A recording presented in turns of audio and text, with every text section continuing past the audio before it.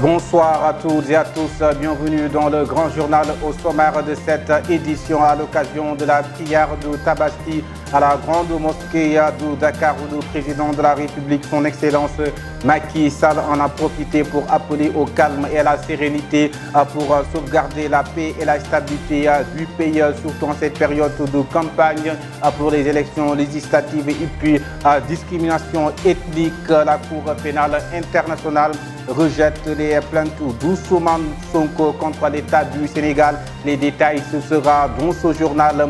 Démarrage de la campagne électorale pour les élections législatives. Aminata Touré, tête de liste de la coalition Benno Bokk Yakaar, a entamé sa campagne électorale à Linguère. L'actualité internationale et la page sportive mettront fin à cette édition. Le développement, c'est tout de suite. Bonsoir à toutes et à tous. Comme nous l'avons annoncé dans les titres, le président de la République, son Excellence Macky Sall, a tenu son discours de vœux après la prière de la Tabaski, d'où il a lancé des messages pour inviter les citoyens de consolider la paix et la diversité culturelle qui existe dans la nation sénégalaise, surtout en cette période de campagne. Suivons le président Macky Sall. C'est l'occasion aussi pour accorder le pardon pour tous ceux qui nous ont offensés, comme on le dit dans notre tradition musulmane, et de demander également le pardon de tous. Et je voudrais dire que notre pays, qui grâce à sa diversité, à la concorde qui a toujours caractérisé le Sénégal, que nous puissions continuer à vivre dans l'harmonie, dans la diversité, mais dans l'unité. Nous allons entamer ce jour même l'ouverture de la campagne électorale pour les élections législatives du 31 juillet 2022. C'est l'occasion d'appeler les acteurs politiques et de leur rappeler que la période de la campagne électorale n'est pas une période de non-droit, que la violence doit être bannie, et que l'État restera vigilant pour que cette période de 21 jours soit une période de campagne électorale et non une période de campagne de violence. Et qu'au 31 juillet, que tous les citoyens qui le désirent puissent se rendre dans les urnes et exprimer leur vote, comme nous l'avons toujours fait. C'était le président de la République, son Excellence Macky Sall, depuis ce dimanche passé. La campagne électorale pour les élections du 31 juillet est officiellement lancée. La tête de liste de la coalition Benno Bokk Yakaar, en l'occurrence Aminata Touré, a ouvert le bal à Linguère en face des militants et sympathisants du parti au pouvoir. Aminata Touré appuie toute sa confiance à la victoire de la coalition Benno Bokk Yakaar. Suivons Aminata Touré. Je salue tous les Linguèrois vieux et jeunes, ainsi que notre tête de liste ici, monsieur le ministre Aly Ngouille Ndiaye, qui a été un excellent ministre, un fidèle compagnon du président Macky Sall. Je n'oublie pas le ministre Samba Tall, quelqu'un qui a dignement représenté la Linguère au gouvernement. Nous attendons 100% ici lors des prochaines législatives. Tout ce que le président fait dans les autres régions, c'est ce qu'il fait également ici à Linguère. Touya est un ressortissant de la Tunisie qui travaillait depuis 2017 à Met, où il est arrêté pour escroquerie à AIBD pour vol de 100 millions de francs CFA alors qu'il devrait embarquer pour la Tunisie selon le journal L'Observateur. C'est une triste nouvelle qui nous vient du Mali où un de nos militaires sénégalais vient d'y perdre, autant pour moi, la vie dans le cadre de la MINUSMA. Un casque bleu sénégalais est décédé, 10 autres ont été blessés lorsque leur véhicule blindé de transport de troupes a été impliqué dans un accident de la route, a indiqué Olivier Salgado, le porte-parole de la MINUSMA. La Cour pénale internationale rejette toutes les plaintes d'Ousmane Sonko. D'après le journal Le Quotidien, le leader du PASTEF, les Patriotes, avait intenté une plainte contre l'État du Sénégal à la Cour pénale internationale pour discrimination ethnique contre le peuple de la Casamance. Plus de précision avec notre reporter.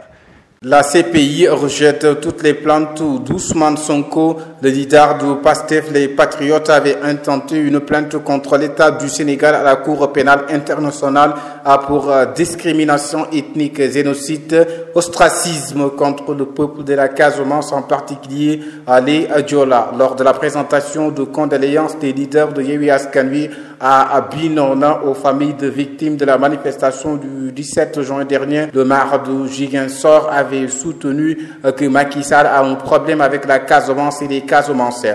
Depuis que le Sénégal est Sénégal, de Senghor à maintenant, il n'y a aucun président qui a traité la Casamance de cette façon. Cette stigmatisation qui cible spécialement les fils de Casamance, en particulier tous ceux qui ont un nom à consonance Diola. C'est pourquoi Sonko avait déposé une plainte pour faire la lumière sur les 14 personnes tuées lors des événements de mars 2021. Mais la CPI, la Cour pénale internationale, aurait rejeté la plainte et l'affaire classée donc sans suite, indique Le Quotidien qui rapporte l'information. Selon le journal, la CPI a vite considéré que les autorités légitimes de l'État avaient droit d'assurer le maintien de l'ordre dans une situation où un leader politique appelé à l'insurrection. Aussi, la plainte de Sonko n'était accompagnée d'aucun élément de preuve pouvant étayer l'incrimination ou attester d'une action illégitime des forces de sécurité. La Cour pénale internationale a donc finalement invalidé toutes les plaintes au motif qu'elle n'apportait aucune preuve valable pour le déclenchement d'une enquête à part des vidéos de nervis et d'hommes en civil qui tiraient sur d'autres civils. La plainte à propos de la discrimination ethnique a semblé scandaliser la Cour pénale internationale, relate ce journal. Santé, le ministère de la Santé et de l'Action sociale a fait le point sur la situation journalière de l'évolution de la COVID-19 au Sénégal. Ce mardi 12 juillet, sur 411 tests, autant pour moi, réalisés, le Sénégal a enregistré 15 nouveaux cas. 16 patients ont été contrôlés négatifs et déclarés guéris. Aucun cas grave n'est pris en charge dans les services de réanimation des hôpitaux. Aucun décès n'a été enregistré hier lundi 11 juillet 2022. L'état de santé des autres patients reste stable. L'actualité internationale que nous démarrons en Ukraine, une frappe ukrainienne a fait au moins 7 morts et environ 60 blessés dans la région de Kherson, dans le sud de l'Ukraine. Cette frappe a eu lieu dans la nuit de lundi à mardi qui a touché la ville de Novanakovka, déclare le chef de l'administration militaro-civile Vladimir Leontiev, installé dans cette localité par les forces russes. L'Union européenne, les ministres des Finances ont approuvé une nouvelle aide financière d'1 milliard d'euros ce mardi pour l'Ukraine, portant à 2,2 milliards d'euros le total de l'assistance macrofinancière des 27 à ce pays confrontés aux conséquences de l'invasion russe. Au Mali, 49 militaires ivoiriens sont arrêtés ce dimanche à l'aéroport de Bamako. Ils sont accusés d'être des mercenaires qui sont arrivés illégalement sur leur territoire, a annoncé hier le porte-parole du gouvernement, en précisant que le dossier a été transmis aux autorités judiciaires compétentes.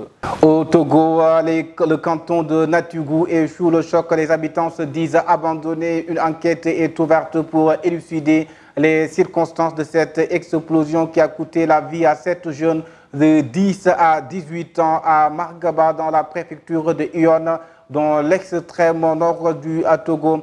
Certains témoins disent avoir entendu cette explosion. Des interrogations autant pour moi demeurent toujours. En attendant, les familles ont procédé aux inhumations de 7 enfants lundi à Dapongong et à Margaba. Papas sportive, la sélection sénégalaise championne d'Afrique au Cameroun est nommé parmi les finalistes du titre de la meilleure équipe africaine de l'année 2022, décerné par la CAF. L'instance fêtière du football africain a annoncé lundi matin les 5 finalistes pour le trophée. Le Sénégal sera en compétition avec le Burkina, le Cameroun, le Maroc et l'Égypte. Mbaye Badji a été nommé entraîneur de Teungueth FC pour 3 ans en remplacement de Youssouf Dabo. L'annonce a été faite par le club rufisquois lundi soir sur son compte Twitter. Dénouement imminent pour l'avenir d'Abdou Diallo alors que le PSG pense se séparer de lui dès cet été. Abdou Diallo est annoncé proche de trouver un nouveau point de chute. L'avenir de l'international sénégalais devrait se décider dans les prochains jours. Les choses semblent s'accélérer dans le dossier de Kalidou Koulibaly, l'international sénégalais, alors que la Juventus est motivée à s'offrir le défenseur des Lions. Chelsea serait passé à l'action avec une offre de 40 millions d'euros à en croire les informations de Fabrice Hawkins. Chelsea est tout proche de signer le Sénégalais pour 3 ans. C'est la page sportive qui met fin à cette grande édition sur la grande télévision La Time for Africa TV, la télévision qui nous parle et qui vous parle quand c'est magnifique, c'est La Time for Africa.